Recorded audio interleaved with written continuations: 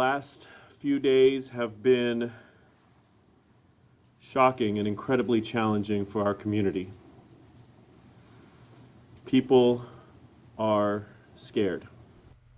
That was the mayor of Davis this morning speaking about several stabbings that have rocked the quiet college town. 3 people have been stabbed over the course of 5 days in Davis, and 2 of them, a UC Davis student and a beloved homeless man, were killed. And now several agencies, including the FBI, they are all investigating. And you can see where those stabbings happened on this map right here. If we get it up in just a second, there we go. The 2 deadly stabbings that happened last week were at 2 different parks in the city.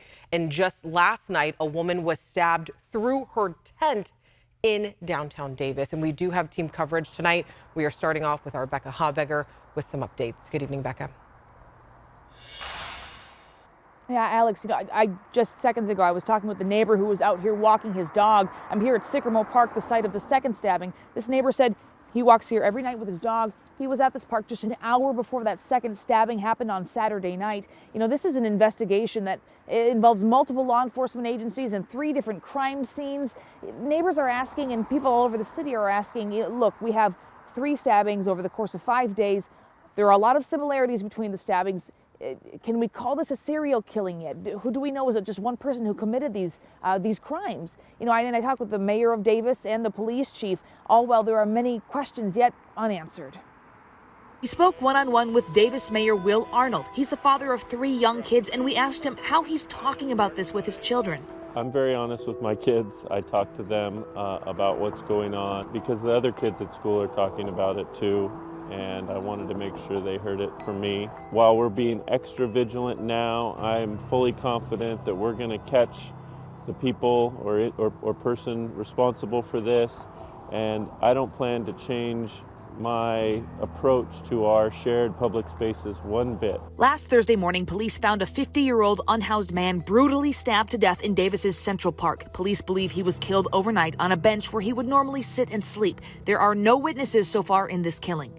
On Saturday night, police found another victim of a deadly and brutal stabbing, this time in Sycamore Park, and the victim, a 20-year-old UC Davis student. On Monday night, police responded to a report of an unhoused woman in her 60s who was stabbed in her tent. Police say she is fighting for her life in critical but stable condition at UC Davis Medical Center in Sacramento. Davis Police Chief Darren Bytel says there are similarities between the stabbings, but he's not ready to call this the work of a serial killer. The suspect descriptions for the second homicide and the incident last night are substantially similar, but we cannot yet rule out that we're not dealing with 3 separate crimes. He says investigators have gone door to door around the 3 crime scenes, asking neighbors and businesses for any security video they might have to identify the suspect. Police don't have city surveillance video. Witnesses in the second and third stabbings gave a description. We are looking for a light-complected male with curly hair, about 5'6" to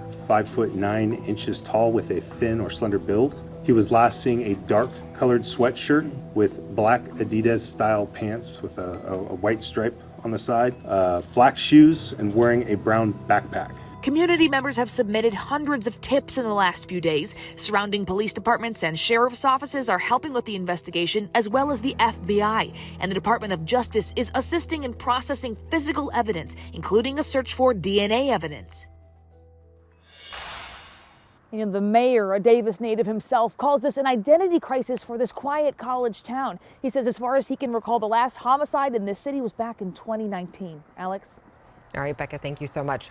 And I want to hear from you because these stabbings have a lot of people feeling unsafe. Are you doing anything that's unique to keep you and your family safe? You can always scan that QR code or send us a text at 916-321-3310 and let me know. All right, let's go ahead and get out now to Luke Cleary. He is at Davis City Hall, where City Council is meeting.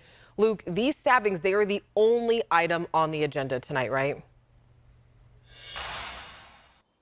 That's exactly right, Alex, and the City Council meeting is just about getting underway now. We've spent the last couple of days speaking with longtime Davis residents, visitors, and UC Davis students, and one of the things that people have told us that is just so striking about this is how seemingly random it all is. The city manager and the mayor asked the City Council to throw out their agenda, and they're going to focus entirely on these 3 stabbing incidents. We are also going to hear an update from the police chief here tonight. Meanwhile, with the news that one of the victims was a UC Davis student, campus is on edge, administrators moving evening classes online. We've been speaking with people near Central Park.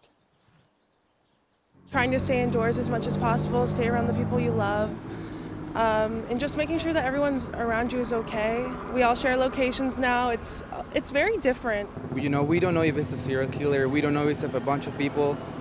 He's not targeting any specific population, I think, so which is kind of concerning too, because that means nobody's safe. The University Police Department has expanded its Safe Rides program. They're now offering that 7 days a week, 8 p.m. to 3 a.m. So that's one way that people can get around safely right now if they're moving about after dark. But a lot of people are telling us that they plan on playing it safe until this is resolved. We'll head inside now where, as you know, just one agenda item. They're going to be talking about these stabbing incidents. And we'll bring you an update tonight at 11 on Late News Tonight. Alex. All right, Luke, thank you so much. And we have more about the backbone of the Davis community, UC Davis, where tens of thousands of students go to school every day. Devin Truby spent the day on campus to get a sense of how students and faculty are feeling in this moment and what police are doing to keep everyone safe. People are generally scared. They're concerned. They're trying to understand what is going on in the city of Davis. Students and staff at UC Davis are on edge as police continue to search for a killer in their community. We are providing them really all-day transportation to and from residents anywhere on campus. It's called our Safe Rides program. So those vans are running about 16 hours a day, and we're literally taking hundreds upon hundreds, if not thousands. The Associated Students of UC Davis sent a letter to the administration urging them to provide online courses until a suspect is caught. Eric Murray says one of his classes has already been moved online, and he says his new personal rule is not to be out after 10 p.m. It's definitely very concerning, right? Especially for those of us that have class late at night or some kind of practice or club meeting that they want to go to. At night, it's definitely, going out at night's no longer really an option. Looking over my shoulder a little bit more, which I'm not sure if that's something that was necessarily my male counterparts were doing. Students are on alert and concerned. Families are calling to check on their students. My mom called me this morning when I was on my way to class. My sisters have been checking in and a couple of my cousins.